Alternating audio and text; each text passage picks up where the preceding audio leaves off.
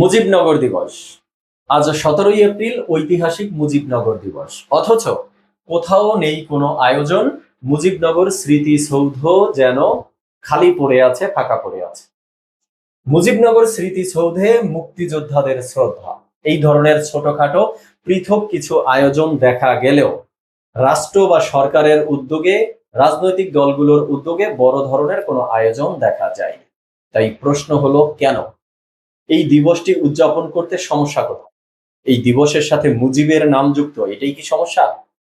তো এই দিবসটি কি বঙ্গবন্ধু শেখ মুজিবুর রহমানের একক কোনো দিবস ছিল, নাকি মুজিব পরিবারের একক কোনো দিবস ছিল, নাকি এই দিবস আওয়ামী পরিবারের একক কোনো দিবস ছিল? কোনটা?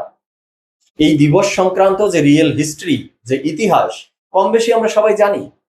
1971 সালের 10 এপ্রিল একটা অস্থায়ী সরকার গঠিত হয়েছিল। সেই অস্থায়ী সরকার 17ই এপ্রিল শপথ নিয়েছিল। তো এই অস্থায়ী সরকার কেন গঠিত হয়েছিল, কেন শপথ নিয়েছিল? মুক্তিযুদ্ধ পরিচালনার জন্য, এই দেশের স্বাধীনতার জন্য। অথচ সেই দিবস পালন করতে 2026 সালে এসে দেখতেছি অনীহা, বা এর পূর্বে 2025 সালেও দেখেছি এই অনীহা। তো প্রশ্ন আসে যে 2025 সালে তো ডক্টর ইউনূসের অন্তর্বর্তীকালীন সরকার ছিল, তারা কিভাবে কি রাষ্ট্র পরিচালনা করেছে আমরা জানি। তো এখন তো একটা নির্বাচিত সরকার, তো এই নির্বাচিত সরকার কি সরকারে আছে ঠিকঠাক মতো? তো যে সরকার এখন আছে তারা কি মুক্তিযুদ্ধের সপক্ষের সরকার বা স্বাধীনতার পক্ষের সরকার, না স্বাধীনতা বিরোধী কোনো সরকার বসে আছে? অপরদিকে দেখেছি বর্তমান যে সরকার, বিএনপির সরকার ক্ষমতায়, তারা নতুন করে দুটো দিবস চালু করেছে। এর পূর্বে দেখেছিলাম ডক্টর ইউনূসের অন্তর্বর্তীকালীন সরকারের সময়ে 3টি দিবস তারা নতুন করে চালু করেছিল এবং 8টির মতো দিবস বাতিলও করে দিয়েছিল তারা। তো এই যে দিবস নিয়ে রাজনীতির খেলা, এটা কিন্তু নতুন কিছু না। আমাদের দেশে এর পূর্বেও কম বেশি এই দিবসের খেলা চলছে। তো দর্শক শ্রোতা, আজকে এই বিষয় নিয়ে কথা বলবো। চলুন direct hit the point. Hit the point number 1-এ আসি, যে বিএনপির সরকার বা তার পূর্বে ডক্টর ইউনূসের সরকারের সময় কি কি দিবস নতুন করে আসলো, কি কি দিবস বাতিল হলো। বিএনপির সরকার নতুন করে দুটো দিবস চালু করেছে। একটা হলো 6 জুলাই পল্লী উন্নয়ন দিবস, নতুন করেই তারা এটি চালু করেছে। এটি সম্পর্কে ডিটেলস এই মুহূর্তে আমার জানা নেই, চালু করেছে বেশ ভালো। আরেকটা হলো 7 নভেম্বর বিপ্লব ও সংহতি দিবস। তো এই দিবসটি কিন্তু নতুন করে বিএনপি চালু করেনি, বরং বিএনপি সরকার যখনই ক্ষমতায় আসে তখনই তারা এই দিবসটি উদযাপন করে, এই দিবসে সরকারি ছুটিও ঘোষণা করে। কিন্তু যখনই আওয়ামী লীগের সরকার ক্ষমতায় আসতো, শেখ হাসিনার সরকার ক্ষমতায় আসতো, তখন এই দিবসটি বাতিল করে দিত। কারণটা কি আমরা জানি, যে এই দিবসটির সাথে শহীদ প্রেসিডেন্ট জিয়াউর রহমানের হিস্ট্রি জড়িত। 1975 সালে তখনকার সেনাপ্রধান জিয়াউর রহমানকে বন্দী অবস্থা থেকে মুক্ত করা এবং রাষ্ট্র পরিচালনায়, রাষ্ট্র ক্ষমতায় যাওয়া, এই যে হিস্ট্রি জড়িত হলো এই 7 নভেম্বরের বিপ্লব ও সংহতি দিবস। তো বেশ ভালো, বিএনপি সরকার ক্ষমতায় এসেছেন, আপনারা আপনাদের দিবসকে আবার পুনরায় চালু করেছেন, পুনরুজ্জীবিত করেছেন, যেটা শেখ হাসিনার সরকার, আওয়ামী লীগের সরকার বাতিল করে দিত। তো বাতিল তো ডক্টর ইউনূসের সময়ও অনেকগুলো দিবস হয়েছিল, সেগুলো কি সব বাতিলই থাকবে? তার কোনোটা কি পুনরায় চালু করতে হবে না, পুনরুজ্জীবিত করতে হবে না?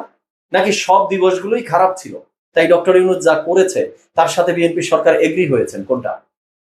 আবার ডক্টর ইউনূসের সরকার যে 3টি নতুন করে চালু করেছিল, সেই 3টাও কি চলবে, না সেখান থেকে 2-1টা বাতিল হবে? কোনটা? তো চলুন আমরা একটু দেখি ডক্টর ইউনূসের সময় যে 8টি দিবস বাতিল করে দেওয়া হয়েছিল। 7 মার্চের ঐতিহাসিক ভাষণ বা 7 মার্চের দিবস, 17ই মার্চ বঙ্গবন্ধু শেখ মুজিবুর রহমানের জন্মদিবস বা শিশু দিবস, 5 অগস্ট শেখ কামালের জন্মদিবস, 8 অগস্ট শেখ ফজিলতুন্নেসা মুজিবের জন্মদিবস, 15ই অগস্ট জাতীয় শোক দিবস, 18ই অক্টোবর শেখ রাসেল দিবস, 4 নভেম্বর জাতীয় সংবিধান দিবস, 12ই ডিসেম্বর স্মার্ট বাংলাদেশ দিবস।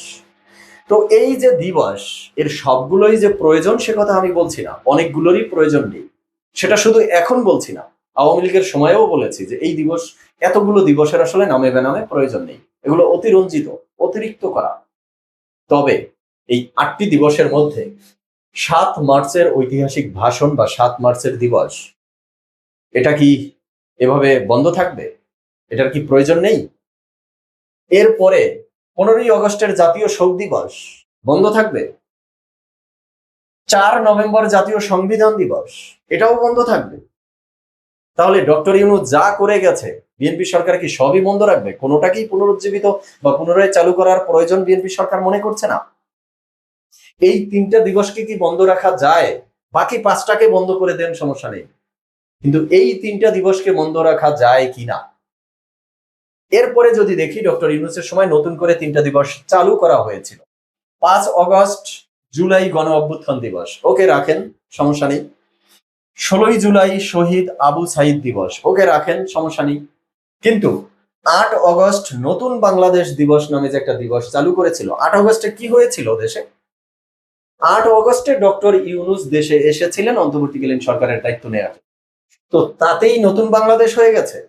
তো কি নতুন বাংলাদেশ দিয়ে গেছে ডক্টর ইউনূস? আর সেই দিবস বিএনপির সরকার ধরে রাখতে চায়। তো কনক্লুশনে এসে বিএনপির সরকারের প্রতি যে প্রশ্নটি রাখতে চাই, এর পূর্বেও একাধিক আলোচনায় এই প্রশ্ন আমি করেছি যে আপনারা কি জনগণের সরকার না ডক্টর ইউনূস কর্তৃক নিয়োগকৃত সরকার? ডক্টর ইউনূসের প্রতি এত প্রীত কেন আপনাদের? ডক্টর ইউনূস 8টি দিবস বাতিল করে দিয়ে গেছে, তাই বিএনপি সরকারকে বিচার বিবেচনা বাদ দিয়ে সেগুলো বাতিলই রাখতে হবে। ডক্টর ইউনূস 3টি দিবস চালু করে দিয়ে গেছেন, তাই সেই দিবস চালুই রাখতে হবে। প্রাসঙ্গিকতা যাচাই করার কোনো দরকার নেই। আর এই বাতিল করা 8টি দিবসের মধ্যে বিশেষ করে 3টি দিবস, 7 মার্চ জাতীয় শোক দিবস, জাতীয় সংবিধান দিবস, এগুলোর বিরোধিতা করে, এগুলো চায় না, এগুলো বাতিল চায় তো স্বাধীনতা বিরোধী পক্ষ।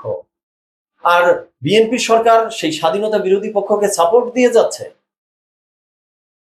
17ই এপ্রিল মুজিবনগর দিবস পালন করতে বিএনপি সরকারের অনীহা। 7 মার্চের ভাষণে বিএনপি সরকারের অনীহা। আর সেটা তো আমরা বাস্তবেও দেখেছি। 7 মার্চে, গত মাসে ঢাকা বিশ্ববিদ্যালয়ে শিক্ষার্থীরা 7ই মার্চের ভাষণ বাজানোর কারণে ইমি সহ কয়েকজনকে গ্রেপ্তার করে কারাগারে প্রেরণ করে দিয়েছে। শাহবাগ থানার ঊর্ধ্বতন কর্মকর্তা বলছেন 7ই মার্চের ভাষণ বাজানো নিষিদ্ধ, আর বিএনপি সরকার সেটা মেনে নিয়েছে। তারাও চায় এটা নিষিদ্ধ থাকুক। জাতীয় শোক দিবস 15ই আগস্ট, বঙ্গবন্ধু শেখ মুজিবুর রহমানের হত্যাকাণ্ড।